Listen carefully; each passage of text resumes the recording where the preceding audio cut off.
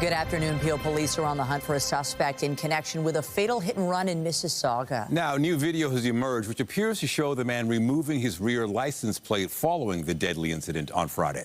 CTV's Janice Golding's been following the investigation and joins us live with more details. Janice. Hi, Nathan. Yes, Peel Regional Police have issued an update and continue to ask for the public's help in locating a suspect vehicle that was involved in the fatal hit and run here on Friday evening. Now, police say it was just after 9 p.m. on Friday when a Mini Cooper struck a 56-year-old man in the intersection at Eglinton and Fallingbrook in Mississauga. The driver fled the scene westbound on Eglinton without checking on the person they'd struck. Peel Regional Police now say their investigation has uncovered CCTV footage in the area that shows a male suspect stopping the vehicle, getting out of the car, and then removing the rear license plate and stowing it in the trunk before taking off. Now, investigators have also obtained high-resolution video along the path the suspect fled along. The vehicle has been ID'd as a 2014 to 2018 Mini Cooper S model, four-door. It's lighter in color, possibly gray or silver, with a black roof and the rims are larger than normal on the vehicle. And it will have damage to the front passenger side, hood, and the windshield area. Thank you. Now, police say it is just a matter of time before they locate the suspect, so they are urging this person to contact a lawyer and turn themselves in. Reporting live, I'm Janice Golding. Now back to Michelle and Nathan. Thank you, Janice. A woman is dead. Another woman is charged with murder following a deadly incident in Kitchener. Officers were called to a home near Highland Road West and Patricia Avenue just before 1 p.m. The body of a 44-year-old woman was found at the scene, and a 40-year-old woman was taken into custody. She's since been charged with first-degree murder. Investigators say they believe the two women knew each other. Police have released an image of a man charged in an indecent act investigation and are concerned there may be more victims. 20-year-old Tyson McFarland is accused of committing several indecent acts between May and November in Cabbagetown, impacting at least 4 people. One victim was a child under 13, while 2 others were under the age of 18, with the 4th victim being an adult. Police say McFarland approached at least 1 victim on a scooter.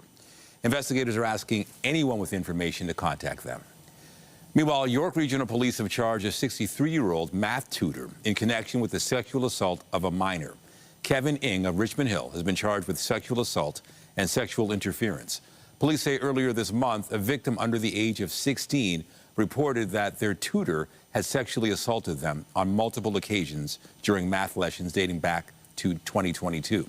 Investigators are concerned there may be more victims. A Toronto police officer and a person they rescued from Lake Ontario have both been treated for hypothermia. Police were called to the waterfront near Bathurst Street around 8:15 last night over reports a man had fallen into the lake. Officers from 14 Division and the Marine Unit responded with 1 officer entering the water. Paramedics took both the officer and the man to hospital with suspected hypothermia. Police are urging people to be cautious around docks, piers, and seawalls, particularly in this colder weather. Still to come, Prime Minister Mark Carney's first budget passed by a razor-thin margin last night. We'll have more on the now approved spending plan a little later in the newscast. But first, the group Policing Free Schools is calling on the Ford government to scrap a bill which includes a requirement for school boards to allow police on school grounds. Bill 33 standardizes policing as a normalized fundamental feature in schooling spaces through mandating policing in schools, including police and school programs across the province. Bill 33 is a carceral education policy. Students' learning conditions are workers' working conditions. And the government knows that what we need are properly funded, supported, and resourced schools, not policing in schools. The province is looking to amend the Education Act under Bill 33, which is set for its 3rd and final reading at Queen's Park today. If passed, it would give the Education Minister more power over school boards, particularly around matters considered to be of public interest, as well as expenses. The TTC is beginning the process of renaming Dundas Station. The station will soon be officially known as TMU Station. The TTC says over the next few weeks, riders will see signs change from Dundas to TMU. The TTC board approved the renaming in the spring and stated the university would pay for it. This comes after the renaming of Young Dundas Square to Sankofa Square. The changes came after academic research found Henry Dundas, the namesake for both locations, was involved in delaying the abolition of the transatlantic slave trade. The Maple Leafs will be looking to snap a 5-game losing skid when they face off with the St. Louis Blues tonight. This morning, the team's general manager spoke about the club's recent struggles. CTV Sean Leathong joins us live now from the Ford Performance Center with more. It's early in the season, Sean, but already there's concerns. There's certainly concerns, Nathan and Michelle, and GM Brad Treliving talked about us being at the quarter of the season mark, and he says this is not where the team envisioned they would be, and he took full responsibility for that. The current record for the Toronto Maple Leafs is 8 wins, 9 losses, and 2 overtime losses. You mentioned they lost 5 games in a row. 4 of those games were in regulation time that they've lost, so obviously there's frustration in Leafland right now, but also they've dealt with a lot of injury problems. Star center Austin Matthews and captain has been out for a couple of games with an injury. Anthony Stolars, the team's goalie, has been out for a few games. They are both day-to-day and working towards coming back, but there's still no resolution as to exactly when they will get back inside the lineup. But Brad Treliving talked about taking responsibility personally. He also backed Coach Craig Berube today in his quarter of the season remarks, saying that he has full confidence in the coach. It's just a matter of getting the message through and getting the players to put in that effort to do the work to play a very difficult game. Beyond that, he was asked about identity of this team and where he thinks they are. Here's what he had to say. I think there's been too much vanilla with our team. And that's a big part of what you try to establish your team is what it's going to look like on a nightly basis, right? When you're going well, you have a really good indication. There's going to be good nights and bad nights, but you have a pretty good idea how it's going to look like from night to night. A large part of the frustration is you don't know how it's going to look like, right? It's been in spurts, it's been in periods, it's been within periods. I think you can count on one hand how many full, complete games we've had. So that's a big part of it. So this was a team that had Stanley Cup ambitions to start the year, but currently they're tied for last with the Buffalo Sabres in the Atlantic Division. Tonight, in their 20th game of the season, they will take on the St. Louis Blues here at Scotiabank Arena. Reporting live, I'm Sean Leathong. Nathan and Michelle, send it back to you. Thank you, Sean. Now let's take a live look at the city this afternoon, and you can see some blue sky. There has been a little sunshine out there on this Tuesday, and you will notice the winds have died down a bit from what they were yesterday. It is still cold, but it's a nice change, Lindsay. Yeah, and you know, Michelle, we've been talking about the wind chill factor the last couple of days, and that is still present. But right now it doesn't feel below freezing, so that too is a nice change. In fact, it's 5 degrees, might feel closer to 1 out there, so the winter jacket's still probably a good idea on this day. Winds out of the west, still a little breezy, but nothing compared to what we experienced yesterday and certainly the day before that. Just a little bit of cloud mixed with sun draping over the GTA. A little more active across southwestern Ontario with some snowflakes and a little bit of rain shower activity. But for us here in the GTA, that's not a concern. It's going to be a quiet day weather-wise. Sun-cloud mix. We've already reached our forecast daytime high of 5, and we're looking pretty quiet over the next couple of days here. We'll take you through the forecast coming up. For now, Nathan, I'll send it over to you. Thank you, Lindsay. Prime Minister Mark Carney's first budget passed by a razor-thin margin last night. Yeas pour 170, 170. Nays contre 168, 163.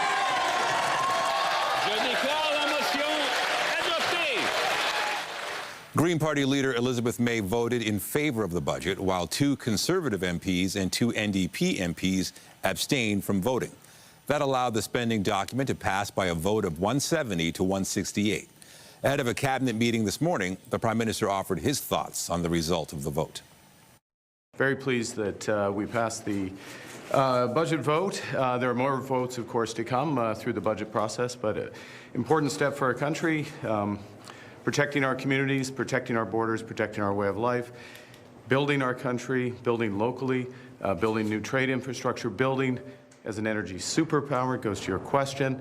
And Canada is blessed We're blessed with immense natural resources, everything from hydroelectricity through to conventional oil and gas.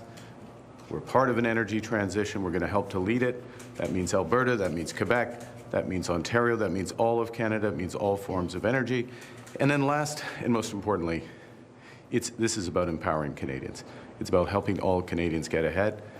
As I say, protecting our way of life, protecting our transfers to Canadian, getting affordability back established through a tax cut, as well as our essential social programs, everything from the National Food Program through to health care, child care, pharmacare, dental care. All of that is in the budget.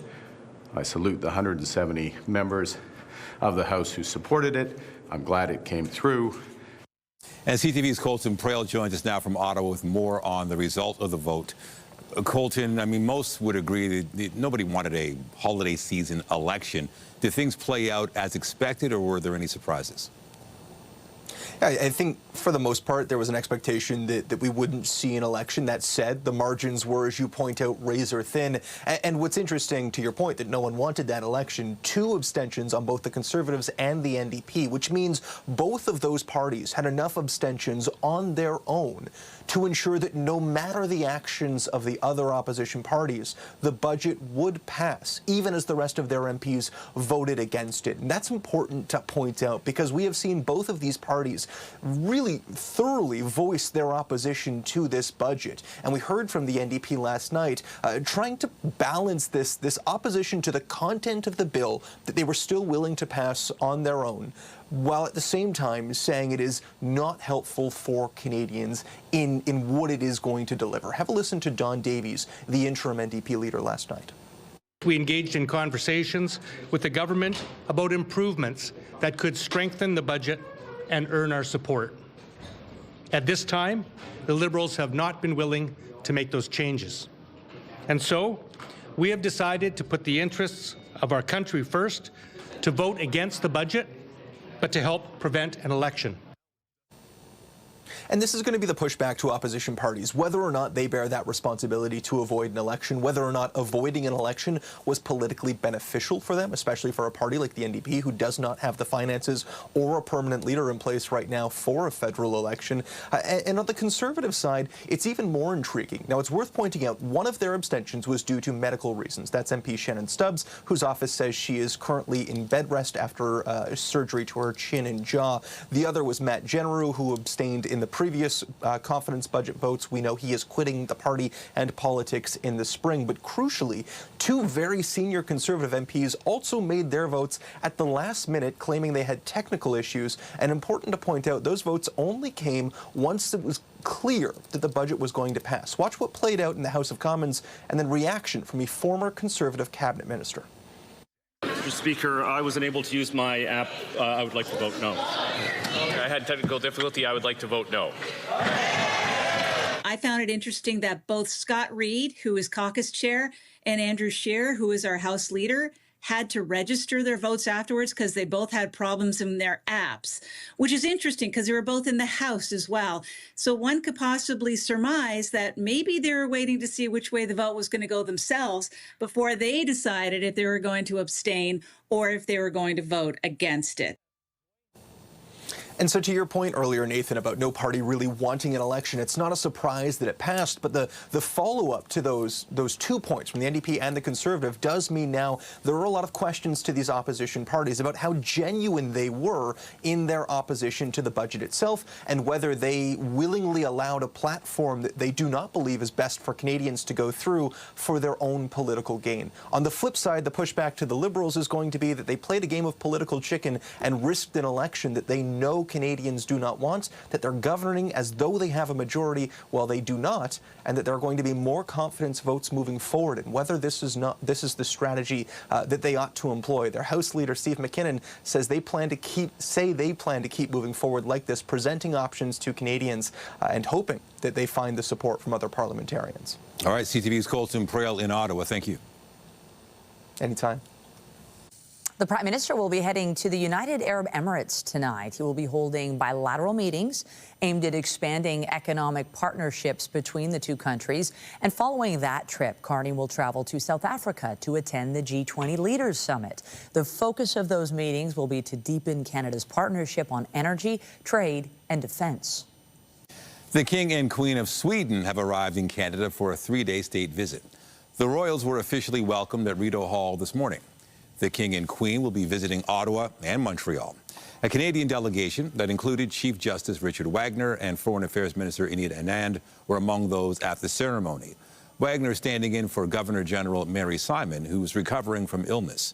Sweden's longest reigning monarch and the Queen are making their first trip to Canada since 2006. Canada and Sweden are experiencing long momentum across areas such as defense, trade, science, climate, and energy. The people-to-people connections are strong. Some 300,000 Canadians have Swedish roots. And last year, many Swedish students went to Canada, and numerous of Canadian students participated in exchange program in Sweden. The royals will meet with Prime Minister Mark Carney on Parliament Hill this afternoon. Canada and Sweden will reaffirm their support for Ukraine. There'll also be a state dinner at the Governor General's residence this evening. The King and Queen are accompanied by a delegation of top government ministers and representatives from dozens of Swedish companies. U.S. President Donald Trump is urging fellow Republicans to support the release of all documents related to Jeffrey Epstein in a vote expected in Congress today. They can do whatever they want. We'll give them everything. Sure, I would. Let the Senate look at it. Let anybody look at it. But don't talk about it too much, because honestly, I don't want to take it away from us. It's really a Democrat problem.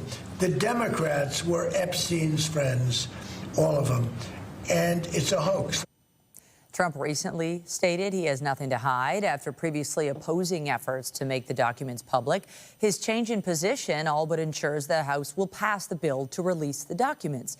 Epstein was a well-connected financier who took his own life in a Manhattan jail in 2019. He was awaiting trial on charges he sexually abused and trafficked underage girls. CTV's Scott Hurst has been following this story closely. He joins us live with more on the situation. And Scott, U.S. President Donald Trump now saying House Republicans should vote to release the files. What's the latest you can tell us there? Michelle, in those comments, you heard the U.S. President say he's urging Republicans to vote to release the files, but also then once again calling this entire thing a Democrat hoax. And so, you know, lots happening today in the U.S. Capitol, particularly that vote in the House of Representatives after months of pressure building on Republican leadership and the White House to release these files. Earlier today, we heard from U.S. House Speaker Mike Johnson says now he's planning to support the bill despite deep concerns with how it is written, and also arguing Democrats are pushing what he calls a political show vote. Also in the U.S. Capitol at an event organized by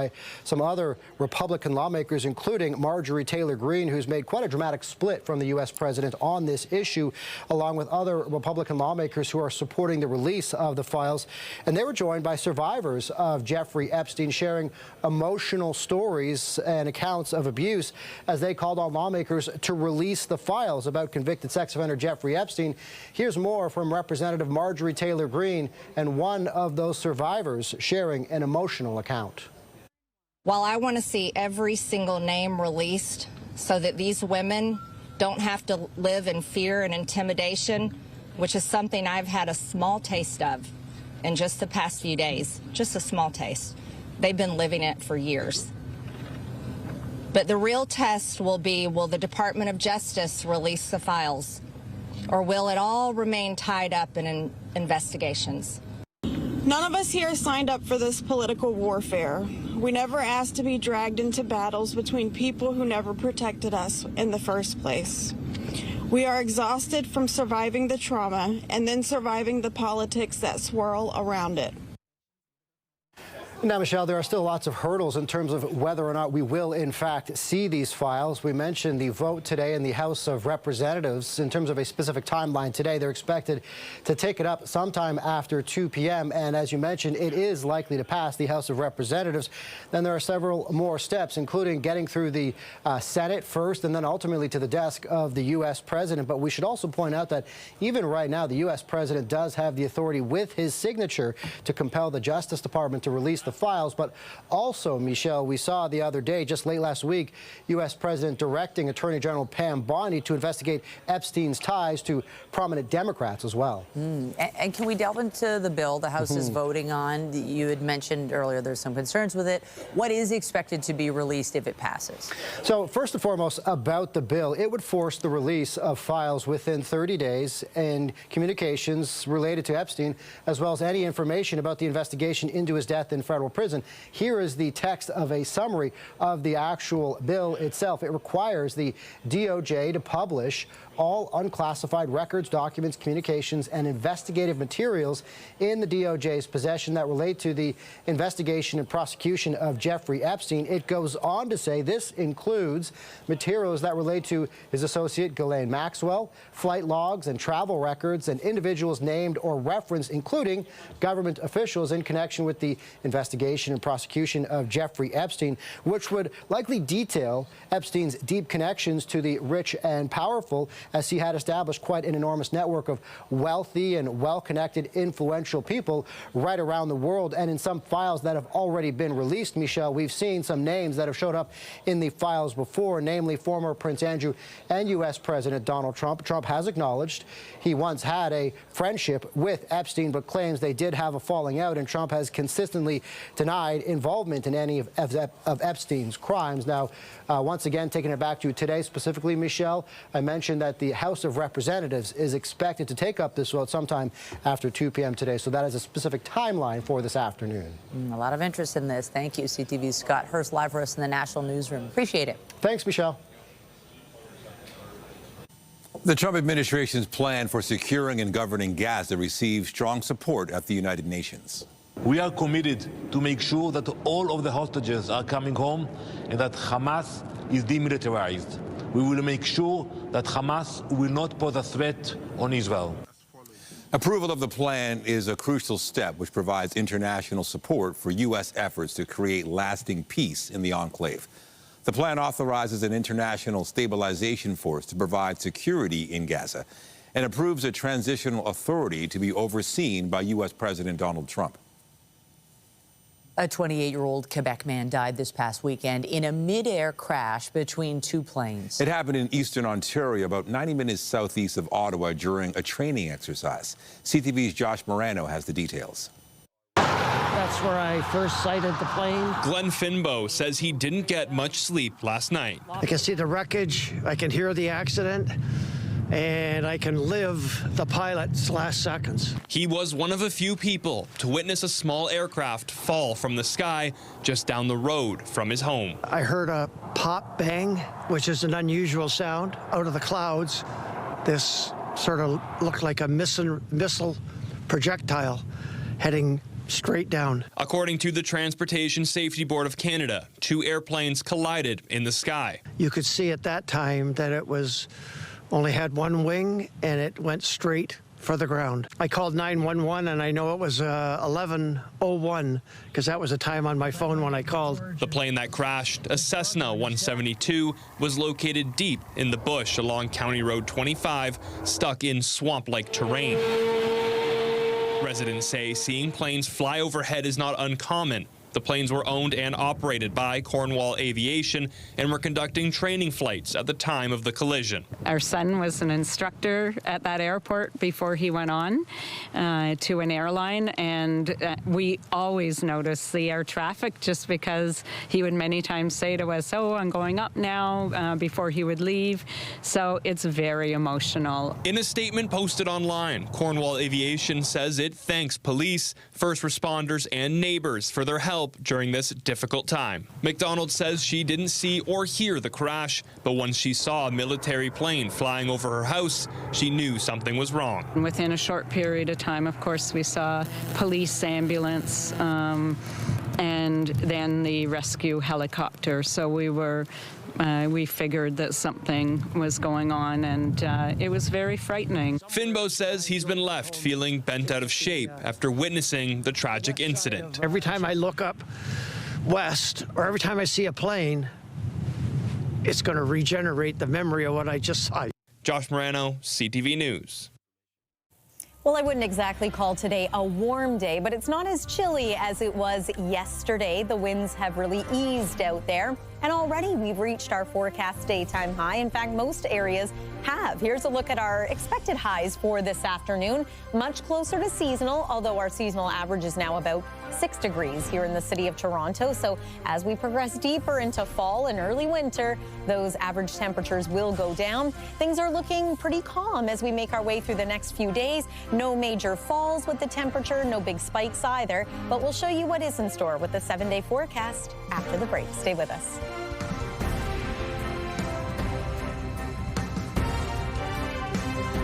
When you see it happen, send it to CTV News.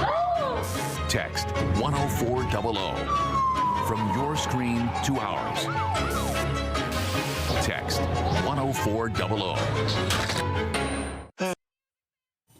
All right, let's talk about the forecast. Things seem pretty settled. I guess we're kind of getting used to this right now. I think we're getting used to it, and I think when you see a little sliver of sun, and the temperature is not in the minus territory, you're loving it. Yeah, it's pretty nice. There was just some discussion moments ago about when it's a good time to maybe get the Christmas lights up on your home. Here's the thing. Next couple of days are nice and quiet weather-wise, so that's good. We're going to get a little warmer as we head into the weekend, but there is a trade-off. We're also looking at the return of some wet weather, at least for the start of the weekend. Overall, though, things aren't looking quite as active as they were last week. Weather is brought to you by the Presler Law Firm. Injury lawyers, you don't pay unless they win. Today's the kind of day where we're going to have varying amounts of sun versus cloud. At times there will be more cloud than sun. And then tomorrow it's going to be a very similar day, but I think we will enjoy a little more in the way of sunlight. So that's some good news. Of course, the days are getting shorter. We will take any amount of sunlight we can get, won't we? It is 5 degrees right now in Toronto. We have reached our forecast daytime high. It does still feel a little cooler than that core temperature suggests. It's feeling closer to about 1 degree right now. And as mentioned, our seasonal norm is now about 6. So we're pretty close to where we expect to be this time of year. You'll notice as the 7-day forecast arrives that we do see some slightly above seasonal temperatures before the week is done. So perhaps that's something you can look forward to. Your evening at a glance, mostly cloudy. So cloud cover is going to return. Temperature-wise, we should be around 2 degrees in the evening hours. Again, the winds not nearly as much of a factor as they were yesterday and certainly the day before that when we had 70K gusts. But you will still feel a little bit of a chill for tonight. -1 is our forecast overnight low. It's going to feel more like -3. Tomorrow, though, looking like a really nice day. 5 for the high once again. Mix of sun and cloud, but perhaps a little more sun than cloud most of the time. And temperatures, as mentioned, near normal. So 3 degrees in Collingwood, 5 in the Burlington area, as well as Aurora. 0 in Huntsville. Normal in that part of the province is about 3 degrees. So again, still a little cool in some areas. A little boost of warmth is coming, though, into the weekend. There's another look at our satellite and radar. And there's a disturbance just skirting extreme southwest Ontario. Looks like the precip is almost done. That low is mainly an issue for our neighbors south of the border. For us here in southern Ontario, quiet weather, high pressure dominant for the next couple of days, in fact. I'm just going to let this forecast radar play out to show you what we're dealing with. Mostly sunny skies for your Wednesday. Bit of an increase in cloud at night. Thursday is looking good during the daytime hours too. Heads up, though, for Friday. It is going to be a little bit milder. How does 10 degrees sound to you? But yes, the trade-off is a little bit of active weather, mild enough, though, for rain showers as opposed to anything else. We might see a few flurries mix in overnight Friday and into the day on Saturday. At this point, Sunday looks mostly cloudy, but remaining mild for both Sunday and for Monday. That's your weather for now. Nathan, over to you. Thank you, Lindsay. The Raptors continue their winning ways with a nail-biter against the Charlotte Hornets last night. Double comes in a crowd, finds it, cutting Barrett, goes in and lays it up. Improved.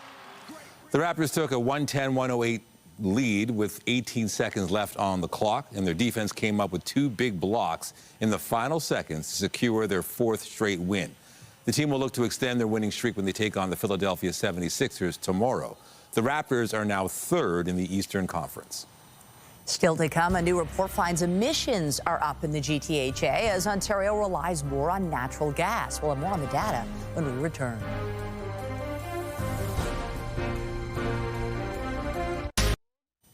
A year after its launch, Ottawa is expanding the use of a non-police response team for people experiencing a mental health crisis. CTV's Katie Griffin has more on the Anchor program. When calls will come in from CNEO, they'll appear here. From this office, coordinated outreach. Anchor is a non-police crisis response for individuals that are experiencing mental health and substance use-related events. 1 year after the launch of the Alternate Neighborhood Crisis Response Project, a mobile service running 24/7 in Centertown, tangible results. The impact of Anchor has been in some ways beyond our expectations, but in other ways we knew this was exactly what the community needed, and I think that's borne out in the data. The pilot project is designed for Centertown residents to reach out to the community-led response team instead of police by calling 211. Since August 2024, Anchor has received more than 4,400 calls. 92% of them did not involve police. They want this program as much as anyone. You know, we get calls from police in the field who will say, we got to a call and we realized right away this wasn't a crime, but this person needs help. And now they have a resource that's dedicated, that's fast. We are helping individuals and dealing with situations that we ourselves have been through and know how best to support our individuals and people who we take care of. Crisis response workers like Betty Nantomboy connect people they help with services they need. People have called us angels. We meet people where they are at, and we are able to, offer support with trauma-informed and culture-sensitive approaches. The pilot project now expanding. We're going a bit further west here from Preston to Island Park. And adding a post-crisis worker to the team. Katie Griffin, CTV News. A new report finds emissions are up in the GTHA as Ontario relies more on natural gas. The report from the Atmospheric Fund says the increased use of natural gas is undermining efforts to cut carbon emissions. The agency found emissions were up by 1% in 2024. That is slower growth than in previous years, but behind the 11% annual declines needed to achieve the region's 2030 climate targets. Buildings and transportation are the 2 highest emitting sectors in the GTHA, with the exception of Hamilton, where steel manufacturing tops the list. After decades of decline, cervical cancer rates across Canada have stalled, creating concern among health experts. CTV's Sarah Plowman has more on the new numbers and the push to get the fight to eliminate the disease back on track. Every day, hundreds of Canadians hear those dreaded words. You have cancer. For Linda Wu, that moment happened 35 years ago when she saw a doctor for her pregnancy and learned she had cervical cancer. If I hadn't gotten pregnant, I wouldn't have known. I would have been like every other woman who discovered it when it was too late. A new report shows after a long period of steady decline, cervical cancer rates have plateaued. We need to have collective action and concerted efforts to get back on track. For women aged 35 to 55, cervical cancer is actually increasing. The rates now in 2022 are the same as they were in 1992. The Canadian Cancer Society points to several factors behind the shift, like increased transmission of human papillomavirus, HPV, which causes most cervical cancers. They also say there's been low uptake of the vaccine, lower cervical screening rates, and gaps in follow-up care. This is generally a preventable cancer. Dr. Amanda Selk says cervix cancer doctors are noticing more cancer cases, and some are more advanced. If you can just get yourself screened and follow through with treatment, we treat people all the time and they do really well. Screening is also changing as more provinces move to HPV testing as the primary method, a move the Canadian Cancer Society wants all governments to follow. We want to be able to say by 2040, no one will have this cancer in Canada. The report also shows how cancer mortality rates overall have dropped, and mortality rates for lung, colorectal, and bladder cancers have been declining rapidly. Sarah Plowman, CTV News, Fredericton. Still to come on CTV News, there is continued online reaction following the closure of the Imperial Pub. The latest on the end of the local watering hole when we return. Former Prime Minister Justin Trudeau has been in and out of the headlines recently for his romance with pop star Katy Perry. For more on this, we're joined live by Sam East, host with 99.9 Virgin Radio, for our weekly segment, Chronically Online. Sam, Sophie Gregoire, Trudeau's ex-wife, recently commented on the pair's relationship. What more can you tell us about that? Yes, I mean, there's been a lot of commentary online, especially on this budding romance between Justin Trudeau and Katy Perry. And of course, that leaves the question, well, what does Sophie Gregoire think about this? And while she didn't explicitly name them, it really does feel like she was reacting to this developing relationship on Arlene Dickinson's podcast. Have a listen to this. We're human beings. Yeah. And stuff affects us. Yeah. Normal. Yeah. How you react to stuff Yeah. is your decision. Yeah. So I choose to try to listen to the music instead of the noise. Mm-hmm. I'm very aware that a lot of public stuff out there can be triggers, Yes. right? We're humans. Right. Right. What I do with it is my decision. Right. The woman I want to become through this is my decision. Does it mean that I don't have emotions, that I don't cry, scream, laugh? Right? No. Especially that I'm a super tender heart, right? Yeah.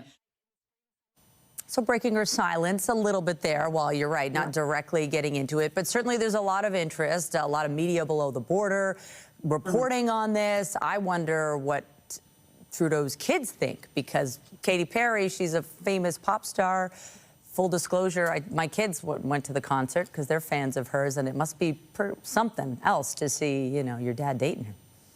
Right. And, you know, a lot of the speculation early on when they were first spotted at dinner together in Montreal was, oh, maybe Justin's just picking her brain about music industry type topics because his son is it trying to break into the music industry. But clearly it's evolved past that. And of course, they're both big public figures. There's a lot of commentary on this. I think Sophie handled this as well as she possibly could have. She addressed it, she didn't sweep it under the rug, and she was super classy in her response.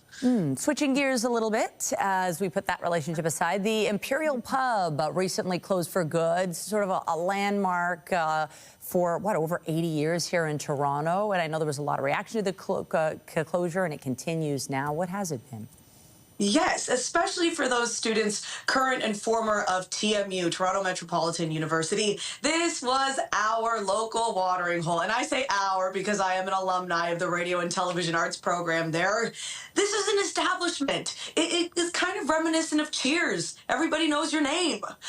And people came out in droves. There's a ton of footage of people lining up around the block for the Imperial's final days before they shut the doors for good. And Michelle, I don't know if you've ever stepped foot in this pub, but it's iconic in every way. The decor choices, the people who frequent the place.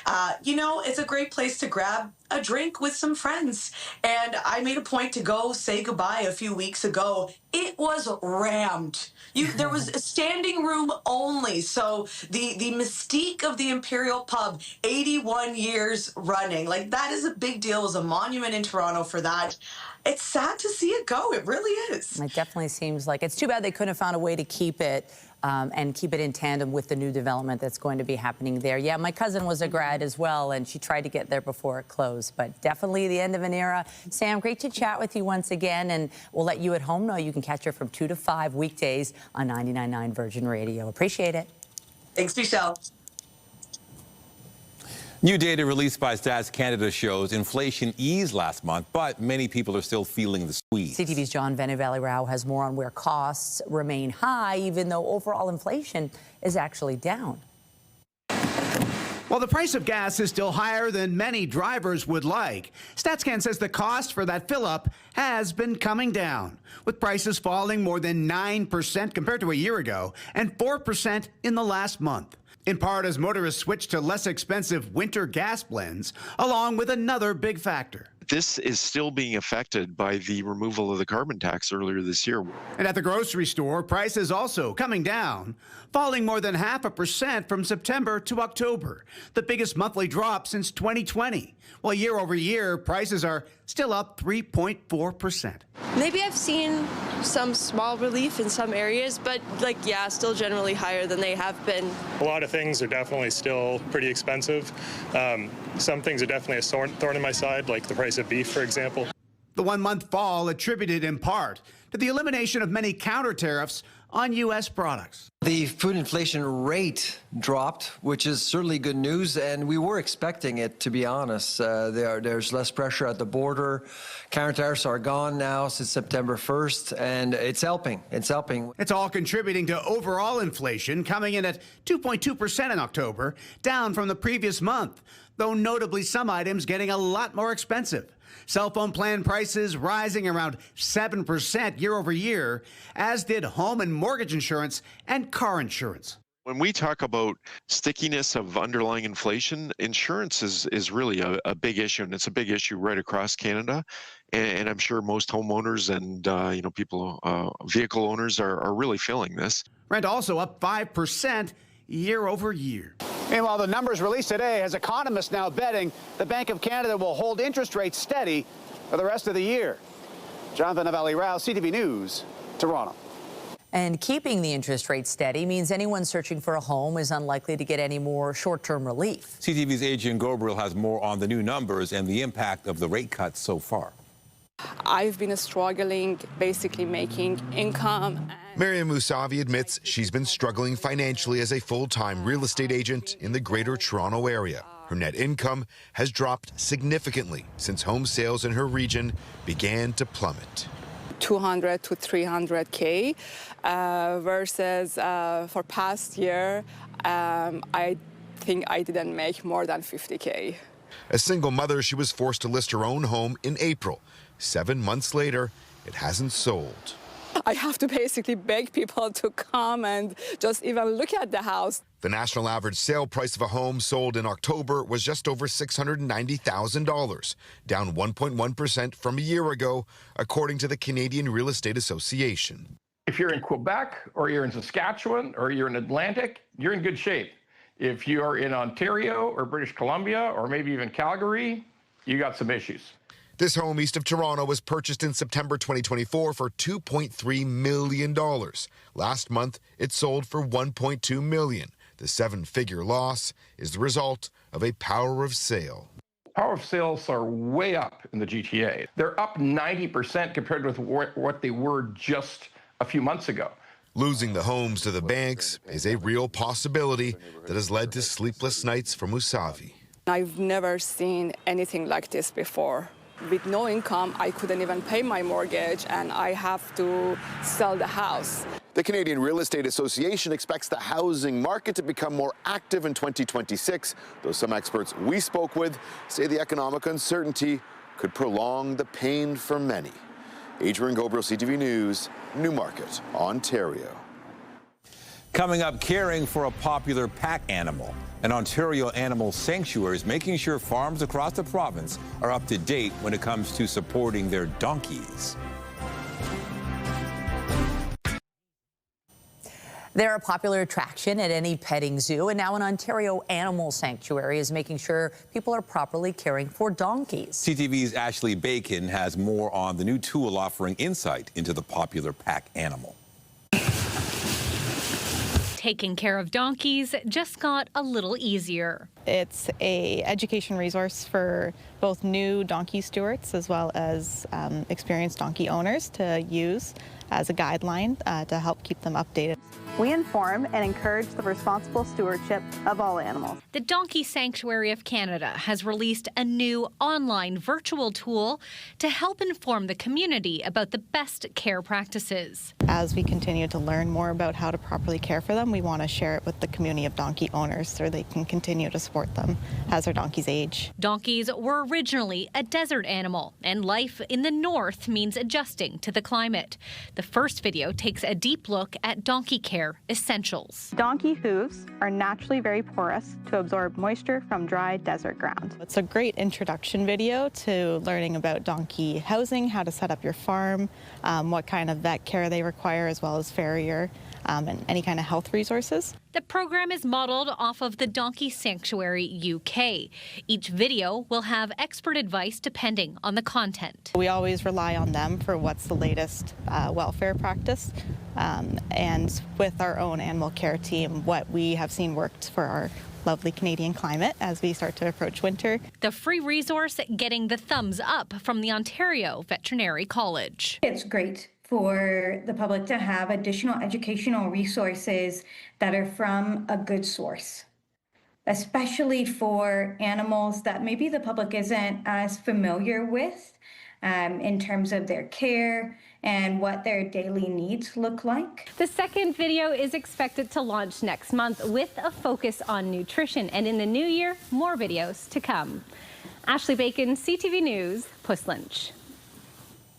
Weather-wise, we have decent conditions for a Tuesday in November and less of that wind. And not just for the daytime, but the nighttime too. So if you're going to be out this evening, not looking too bad, not going to be quite as chilly as it was last night. Here's your overnight at a glance. Forecast low about -1. It's going to feel more like -3. And then tomorrow, a little bit of a rinse and repeat situation. 5 degrees is our forecast high, near normal. We're going to jump ahead a few days here. Did you know this weekend is the original Santa Claus Parade? There's a look at the route and the forecast. Right now, your weekend looks decently mild, but we do have a chance of showers beginning Friday and into Saturday. Nathan and Michelle. All right. Thank you, Lindsay. And that is CTV News at noon. Remember, you can get Toronto's breaking news all day long on CB24 and at ctvnewstoronto.ca. For Lindsay Morrison and the whole team here, have a pleasant afternoon. I'm Michelle Bouvet. And I'm Nathan Downer. Be sure to join us later for CTV News at 5 and 6. Have a great afternoon.